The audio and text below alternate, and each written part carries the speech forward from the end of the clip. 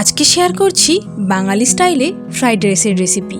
তার জন্য প্রয়োজনীয় গাজর, বিনস, ক্যাপসিকাম ছোট ছোট করে কেটে নিচ্ছি আর কিছুটা মটরশুঁটি ছাড়িয়ে নেব। এই ফ্রাইড রাইস কিন্তু প্রথম তৈরি হয়েছিল চীনে প্রায় 600 খ্রিস্টপূর্বাব্দে। সেই সময় খাবারের অপচয় রুখতে ফ্রাইড রাইসকে ইন্ট্রোডিউস করা হয়। অতিরিক্ত যে ভাত রয়ে যেত সেটাকে নানা রকম সবজি বা কখনো মাংস দিয়ে এবং সয়া সস দিয়ে হালকা ভেজে এই ফ্রাইড রাইস তৈরি করা হতো। তো যাই হোক, চীনে এই ফ্রাইড রাইস প্রথম তৈরি হলেও এর পপুলারিটি কিন্তু সারা পৃথিবীতে ছড়িয়ে পড়ে এবং লোকাল ইনফ্লুয়েন্সে প্রায় প্রতি জায়গাতেই ফ্রাইড রাইসের একটা করে নতুন ভ্যারিয়েন্ট তৈরি হয়ে যায়। 80-90-এর দশকে কলকাতায় প্রচুর পরিমাণে চাইনিজ রেস্টুরেন্ট খুলতে থাকে এবং বাঙালির সঙ্গে ফ্রাইড রাইসের প্রথম আলাপ শুরু হয়। বেশ, এইবার ধুয়ে রাখা সবজিগুলোকে ভেজে নিচ্ছি। প্রথমে গাজর আর বিনকে ভেজে নিচ্ছি, সামান্য একটু লবণ দিয়ে দিলাম। কিছুটা ভাজা হয়ে গেলে ক্যাপসিকাম আর মটরশুঁটিগুলো দিয়ে দিলাম।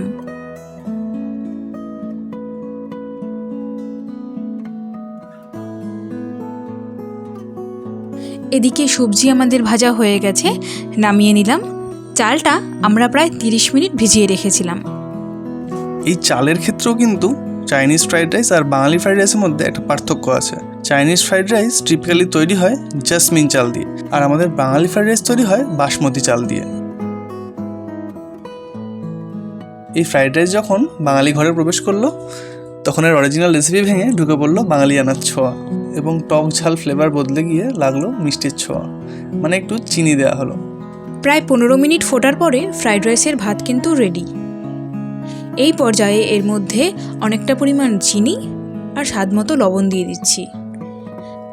ভাতটা গরম থাকতে থাকতে এই স্টেপটা কিন্তু করে নিতে হবে, তাতে চিনি আর লবণটা ভালোভাবে রাইসের সাথে মিশে যায়।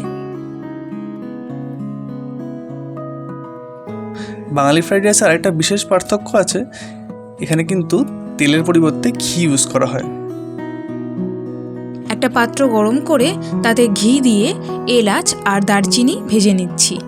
একটু নাড়িয়েই কাজু আর কিশমিশটা ভেজে নেওয়া হচ্ছে। তারপর সেটা রাইসের ওপরে দিয়ে দেওয়া হলো আর ভেজে রাখা সবজিগুলো। এইবার খুব ভালো করে মিশিয়ে নিতে হবে। এই বাঙালি ফ্রাইড রাইস নর্থ ইন্ডিয়ার ভেজ পোলাওয়ের খুব কাছাকাছি একটা রেসিপি।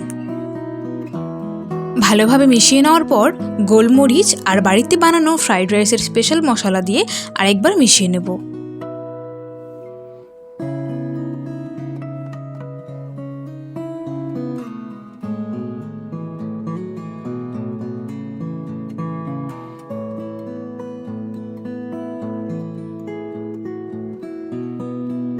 এই বাঙালি স্টাইলে ফ্রাইড রাইসটা কিন্তু আমার ভীষণ পছন্দের। আশা করি তোমাদেরও এই রেসিপিটা ভালো লাগবে। ভালো লাগলে এই ভিডিওটিকে লাইক করবে, কমেন্ট করে জানাবে আর আমাদের চ্যানেলটিকে সাবস্ক্রাইব করবে। পাশে থাকা বেল বাটনটিও প্রেস করবে। অনেক ধন্যবাদ পাশে থাকার জন্য।